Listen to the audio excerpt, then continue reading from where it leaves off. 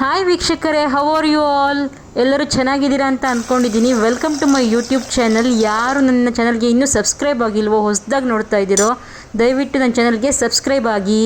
ನಾನಿವತ್ತು ಯಮ್ಮಿಯಾದಂತಹ ಗೋಬಿ ಮಂಚೂರಿ ಮಾಡಿ ತೋರಿಸ್ತಾ ಇದ್ದೀನಿ. ನಾನು ಫಸ್ಟ್ ಟೈಮ್ ಮಾಡಿರೋದು ಲೈಫಲ್ಲಿ, ಆದರೆ ತುಂಬ ಚೆನ್ನಾಗಿ ಆಗಿ ಬಂತು. ಥೇಟ್ ಹೋಟೆಲ್ ಸ್ಟೈಲಲ್ಲೇ ಕೂಡ ಆಗಿತ್ತು, ಏನೂ ಕಮ್ಮಿ ಇರಲಿಲ್ಲ ಟೇಸ್ಟಿಗೆ. ಡ್ರೈ ಗೋಬಿ ಮಂಚೂರಿಯೂ ಚೆನ್ನಾಗಿತ್ತು, ಆಮೇಲೆ ಅದಕ್ಕೊಂದು ಮಸಾಲ ಆ್ಯಡ್ ಮಾಡಿ ಒಂದು ಗ್ರೇವಿ ಥರ ಮಾಡಿದ್ದು ಕೂಡ ಚೆನ್ನಾಗಿತ್ತು.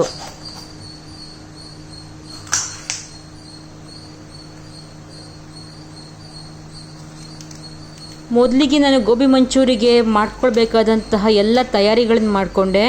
ಗೋಬಿಯನ್ನು ತುಂಬ ನೀಟಾಗಿ ತೊಳೆದೆ, ನೀವೇ ನೋಡಿದ್ರಲ್ಲ. ಈಗ ಕ್ಯಾಪ್ಸಿಕಮ್ಮನ್ನು ಒಂದು ಜೂಲಿಯನ್ ಸ್ಟೈಲಲ್ಲಿ ಕಟ್ ಮಾಡ್ಕೊತಾ ಇದ್ದೀನಿ.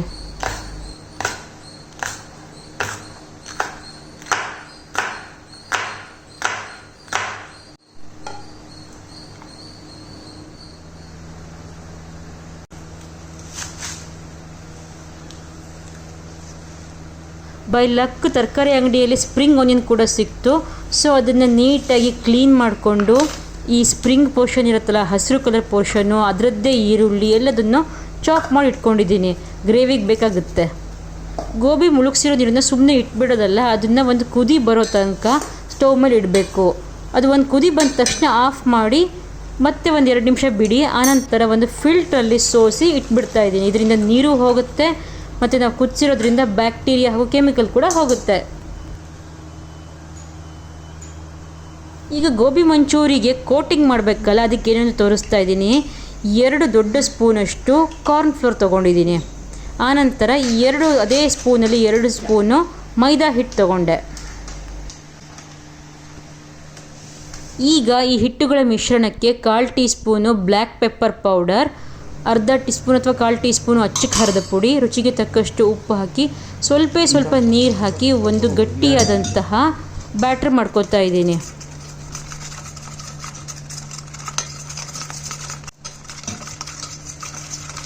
ಈ ಮಿಶ್ರಣ ಎಷ್ಟು ಗಟ್ಟಿ ಇರುತ್ತೋ ನೀವು ಗೋಬಿ ಮಂಚೂರಿಗೆ ಚೆನ್ನಾಗಿ ಕೋಟಿಂಗ್ ಮಾಡಿ ಈಸಿಯಾಗಿ ಕರಿಬೋದು. ನಿಮ್ಮ ಟೇಸ್ಟ್ ಬಡ್ಡಿಗೆ ತಕ್ಕಂಗೆ ಈ ಹಿಟ್ಟಿಗೆ ನೀವು ನಿಮಗೆ ಇಷ್ಟವಾದಂತಹ ಬೇರೆ ಮಸಾಲೆಗಳು, ನಿಂಬೆ ರಸ ಅಥವಾ ಯಾವುದೋ ಒಂದು ಸೊಪ್ಪಿಂದು ಕಟ್ ಮಾಡಿದ್ದು ಎಲ್ಲದನ್ನು ಹಾಕಿ ಇನ್ನೂ ತುಂಬ super yummy dry gobi manchurian ಮಾಡ್ಕೋಬಹುದು. ಈ ಗೋಬಿ ಮಂಚೂರಿನ ಈಗ ತಕ್ಷಣಕ್ಕೆ ನೀವು ಕರ್ಕೋಬೋದು, ಇಲ್ಲ ಅಂದರೆ ಒಂದು 20 ನಿಮಿಷ ಮ್ಯಾರಿನೇಟ್ ಕೂಡ ಮಾಡ್ಬೋದು. ನಾನು ಕಾರಣಾಂತರಗಳಿಂದ ಮಧ್ಯಾಹ್ನ ಮಾಡಬೇಕಾಗಿದ್ದ ಗೋಬಿ ಮಂಚೂರಿಯನ್ನು ಸಂಜೆ ಮಾಡಬೇಕಾಗಿ ಬಂತು. ಹಾಗಾಗಿ ಇದು 5ರಿಂದ 6 ಗಂಟೆ ಮ್ಯಾರಿನೇಟ್ ಆಗೋಗಿದೆ.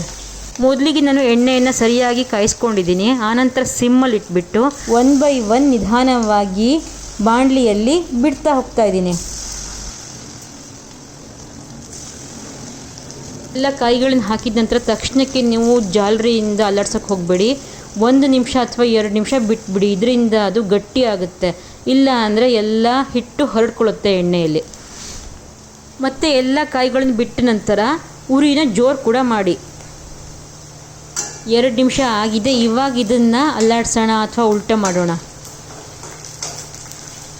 ಬಾಣಲಿ ಮೇಲೆ ಒಂದು ಒಳ್ಳೆ ಹೀಟ್ ಇದೆ, ಕಾವಿದೆ ಅಂತ ಅನ್ನೋ ತನಕ ಜೋರು ಉರಿ ಮಾಡೋಣ. ತೀರ ಆಗ್ತಿದೆ ಅಂದಾಗ ಸಿಮ್ ಮಾಡೋಣ. ಹೀಗೆ ಇದನ್ನು ಆಲ್ಟರ್ನೇಟ್ ಮಾಡ್ತಾ ಇರಬೇಕು. ಒಂದು ಸಫಿಷಿಯೆಂಟ್ ಎಣ್ಣೆ ತೊಗೊಂಡು ಕರೆದಾಗಲೇ ಇದು ಈಸಿಯಾಗಿ ಆಗುತ್ತೆ. ಕಡಿಮೆ ಎಣ್ಣೆಯಲ್ಲಿ ನೀವು ಕರಿಯೋಕ್ಕೆ ಪ್ರಯತ್ನ ಪಟ್ಟರೆ ಆಗೋದಿಲ್ಲ. ಇದು ಡೀಪ್ ಫ್ರೈ.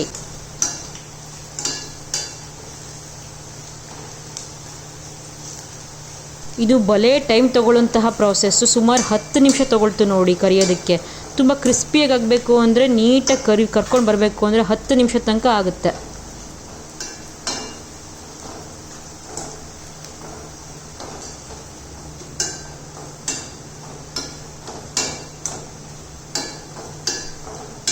ಸೊ ಸೈಡಲ್ಲಿ ನಾನು ಶುಂಠಿ ಬೆಳ್ಳುಳ್ಳಿ ಪೇಸ್ಟ್ ಮಾಡಿಕೊಂಡೆ.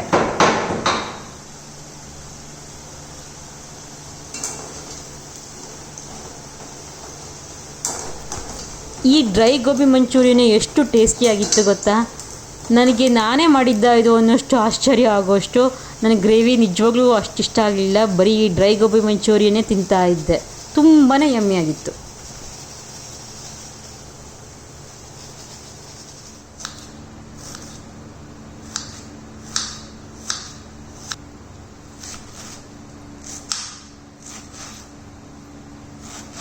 ಈರುಳ್ಳಿ ಸೊಪ್ಪಲ್ಲಿರೋ ಈರುಳ್ಳಿ ಸೊಪ್ಪು ಎಲ್ಲದನ್ನು ಸಣ್ಣಕ್ಕೆ ಹೆಚ್ಕೊಂಡು ನಾನು ಗ್ರೇವಿಲಿ ಯೂಸ್ ಮಾಡಿಕೊಂಡೆ. ಆ್ಯಕ್ಚುಲಿ ಈ ಒಂದು ಸೊಪ್ಪಿದೆಯಲ್ಲ ಅದನ್ನು ಡೆಕೋರೇಷನ್ ಥರ ಎಂಡಲ್ಲಿ ಸುಮ್ಮನೆ ಸ್ಪ್ರೆಡ್ ಮಾಡಬೇಕು.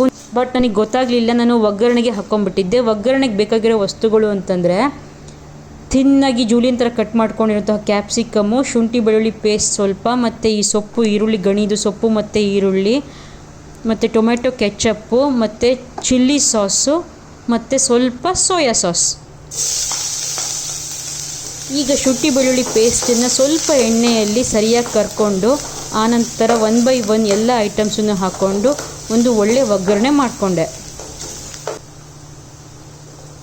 ಈರುಳ್ಳಿ ಗಣಿ ಸಿಗದಿದ್ರೂ ಪರವಾಗಿಲ್ಲ, ನೀವು ನಾರ್ಮಲ್ ಈರುಳ್ಳಿಯನ್ನೇ ತಿನ್ನ ಸ್ಲೈಸಾಗಿ ಕಟ್ ಮಾಡಿ ಒಗ್ಗರಣೆಗೆ ಹಾಕ್ಕೋಬಹುದು. ಒಗ್ಗರಣೆಗೆ ಈರುಳ್ಳಿ ಸೊಪ್ಪನ್ನು ಹಾಕಿರೋದ್ರಿಂದ ಗ್ರೇವಿಗೆ ಒಂದು ಒಳ್ಳೆ ಸ್ವಾದ ಬಂದಿತ್ತು.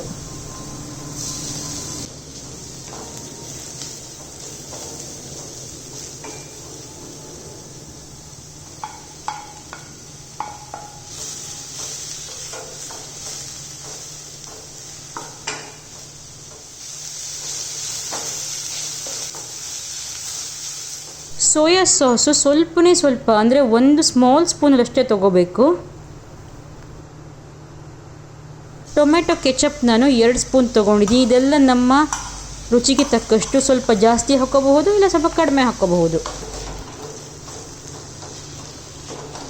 ಇದು ಒಂದು ಎಕ್ಸ್ಟ್ರಾ ಸ್ಟೆಪ್ಪು.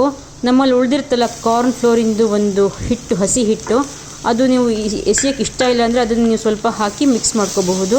ಇದು ಮಾಡದೇ ಇದ್ರೇ ಒಳ್ಳೆಯದು, ಯಾಕಂದರೆ ಇದು ತಳಕ್ಕೆ ಅಂಟ್ಕೊಳ್ಳುತ್ತೆ. ಸ್ವಲ್ಪ ನೀರು ಹಾಕ್ಕೊಂಡು ಕಂಟಿನ್ಯೂಸಾಗಿ ಕೈ ಆಡಿಸ್ತಾ ಇದ್ದರೆ ಈ ಒಂದು ಹಿಟ್ಟಿನ ಮಿಶ್ರಣ ಕೂಡ ಒಂದು ಒಳ್ಳೆ ಗ್ರೇವಿ ಥರ ಎದ್ದು ಬರುತ್ತೆ. ಅದು ಕೂಡ ಗ್ರೇವಿಗೊಂದು ಟೇಸ್ಟ್ ಕೂಡ ಆ್ಯಡ್ ಮಾಡುತ್ತೆ. ಇದು ಟೊಮೆಟೊ ಚಿಲ್ಲಿ ಸಾಸು. ಇದ್ರ ಬದಲಿಗೆ ಬರೀ ಚಿಲ್ಲಿ ಸಾಸು ಸಿಗುತ್ತಂತೆ. ನಾನು ಟೊಮೆಟೊ ಚಿಲ್ಲಿ ಸಾಸನ್ನು ಹಾಕ್ಕೊಂಡೆ ಖಾರದ ಎಫೆಕ್ಟಿಗೋಸ್ಕರ. ಆನಂತರ 1/4 ಟೀ ಸ್ಪೂನು ಅಚ್ಚ ಖಾರದ ಪುಡಿ ಕೂಡ ನಾನು ಹಾಕ್ಕೊಂಡೆ, ಖಾರ ಇರಲಿ ಅಂತ. ಮತ್ತು ಸ್ವಲ್ಪ ಉಪ್ಪು ಕೂಡ ಹಾಕ್ಕೊಂಡೆ. ಎಲ್ಲ ಸಾಸ್ಗಳಲ್ಲೂ ಉಪ್ಪಿರುತ್ತೆ, ಹಾಗಾಗಿ ನೀವು ಓನ್ಲಿ ಪಿಂಚ್ ಆಫ್ ಸಾಲ್ಟ್ ಅಷ್ಟನ್ನೇ ಆ್ಯಡ್ ಮಾಡ್ಕೊಳ್ಳಿ, ಜಾಸ್ತಿ ಹಾಕಕ್ಕೆ ಹೋಗಬೇಡಿ. ಸೊ ಲುಕ್ ವೈಸ್ ಅಷ್ಟೇನು ಚೆನ್ನಾಗಿ ಕಾಣಿಸ್ತಾ ಇಲ್ಲ, ಬಟ್ ಟೇಸ್ಟ್ ವೈಸು ತುಂಬಾ ಯಮ್ಮಿ ಆಗಿತ್ತು. ನಾನು ಮೊದಲನೇ ಬಾರಿ ಮಾಡಿರೋಂತಹ ಗೋಬಿ ಮಂಚೂರಿ ಇಷ್ಟು ಚೆನ್ನಾಗಿ ಬರುತ್ತೆ ಅಂತ ನನಗೆ ಗೊತ್ತಿರಲಿಲ್ಲ. ಸ್ಟವನ್ನು ಆಫ್ ಮಾಡಿ ಡ್ರೈ ಗೋಬಿಯನ್ನು ಇದಕ್ಕೆ ಹಾಕಿ ಸರಿಯಾಗಿ ಒಂದು ಮಿಕ್ಸ್ ಕೊಟ್ಟು ತಕ್ಷಣಕ್ಕೆ ಸವಿಯಿರಿ. ಲೇಟಾಗಿ ಆಮೇಲೆ ತಿನ್ನೋದಾಗಿದ್ದರೆ ಯಾವಾಗ ತಿಂತಿರೋ ಆವಾಗಲೇ ಮಿಕ್ಸ್ ಮಾಡ್ಕೊಳ್ಳಿ. ಇಲ್ಲ ಈ ಗ್ರೇವಿ ಸವಾಸನೆ ಬೇಡ ಅಂದರೆ ಡ್ರೈ ಗೋಬಿ ಅಷ್ಟೇ ತಿಂದು ಮಜಾ ಮಾಡಿ. ಹಲ್ಲೋ ಹಲ್ಲೋ ಹಲ್ಲೋ ನನ್ನ ಮನಸ್ಸು ಇಲ್ಲೇ ಎಲ್ಲೋ ಕಳೆದೋಯ್ತೆ ಛಮ್ಮಕ್ ಛಲ್ಲೋ ಕೇಳಿ